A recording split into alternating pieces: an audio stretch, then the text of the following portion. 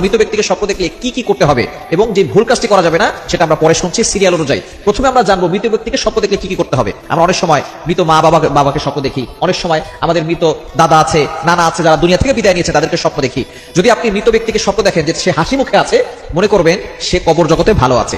আর যদি দেখেন যে মৃত ব্যক্তি সে খুব কষ্টে আছে, কান্না করছে অথবা ভয়ঙ্কর কোনো জায়গায় রয়েছে, তাহলে মনে করবেন সে খুব কষ্টে আছে। যদি আপনি এই স্বপ্ন দেখেন যে সে কষ্টে আছে, তাহলে আপনি তার জন্য সদাকা করবেন, যতটুকু পারেন দান করবেন। আপনি যতটুকু পারেন কোরআন তেলাওয়াত করে তার জন্য দোয়া করবেন, নফল নামাজ করে তার জন্য দোয়া করবেন। কারণ যারা দুনিয়া থেকে বিদায় নেয় তারা চাতক পাখির মতো তাকিয়ে থাকে কখন আমাদের জন্য একটু দোয়া করা হবে। তারা দুনিয়ার কোনো সম্পদ চায় না, টাকা পয়সা চায় না, তারা শুধু চাতক পাখির মতো তাকিয়ে থাকে কখন আমাদের জন্য একটু সওয়াব আসবে, আমাদের জন্য আমাদের সন্তানরা একটু দোয়া করবে। এজন্য সন্তান যারা আছে, পিতা মাতা মারা গেলে এবং কোনো দাদা দাদি নাতি যদি এমন থাকে যে সে বড় আলেম হয়েছে অথবা সে কোরআন শরীফ পড়তে জানে, সে তার দাদা দাদির জন্য দোয়া করবে, সদাকা করবে, এরপরে কোরআন তেলাওয়াত করে দোয়া করবে, নফল নামাজ করে দোয়া করবে। তবে আমরা একটা ভুল কাজ করে থাকি, সেটা হচ্ছে মৃত ব্যক্তিকে স্বপ্ন দেখলে মিলাদ পড়ায়, বাসার ভিতরে মিলাদ পড়ায়, বিশাল করে অনুষ্ঠান করে, টাকা পয়সা না থাকলেও ধার করে ঋণ করে সুদে টাকা এনে তারপরে মিলাদ পড়ায় দেয়। খবর এটা কখনো করবেন না।